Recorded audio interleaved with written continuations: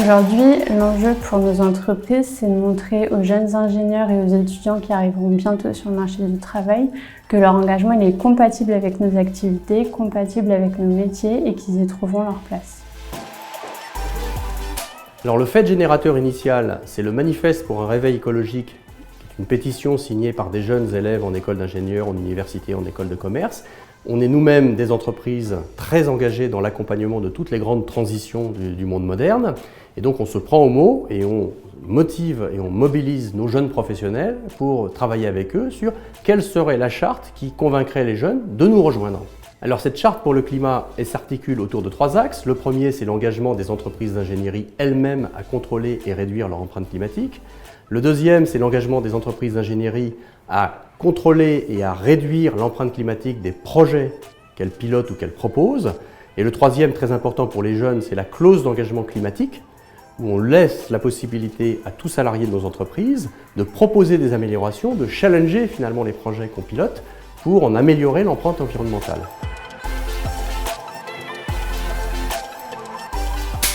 Concernant les habitudes de travail, le télétravail a accru l'utilisation d'Internet qui génère, et ça on ne le sait pas toujours, des déchets non visibles. Et enfin sur l'empreinte carbone, nous suivons, mais nous allons également au-delà des recommandations des organismes de certification ou de labellisation comme l'ISO, avec l'ISO 14001, l'AFNOR et EcoVadis.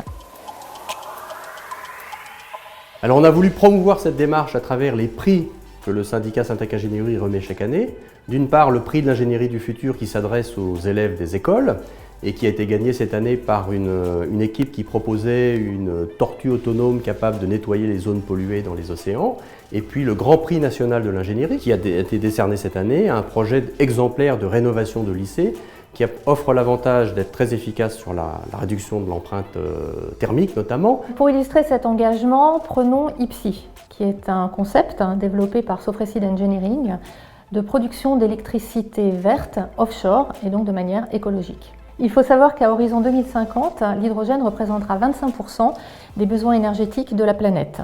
Le principe ici est d'intégrer un module d'électrolyse sur une structure existante, une plateforme, une sous-station électrique ou encore mieux une éolienne. IPSI se positionne donc comme un complément à l'électricité verte. Il permet également l'optimisation de la production des champs éoliens, notamment par une aide à la gestion de l'intermittence. L'hydrogène ainsi produit est transporté via le réseau gaz existant.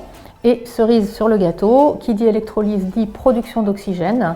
À ce moment-là, on peut la réinjecter dans les fonds marins et on est donc sur un co-développement de solutions liées à la biodiversité marine.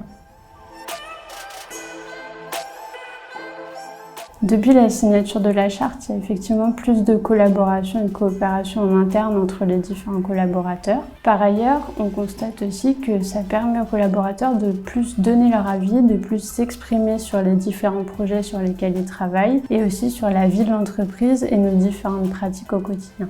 Depuis octobre 2019, ce sont 65 de nos entreprises qui ont signé notre charte pour le climat. Cela représente 60 000 collaborateurs engagés pour la transition énergétique.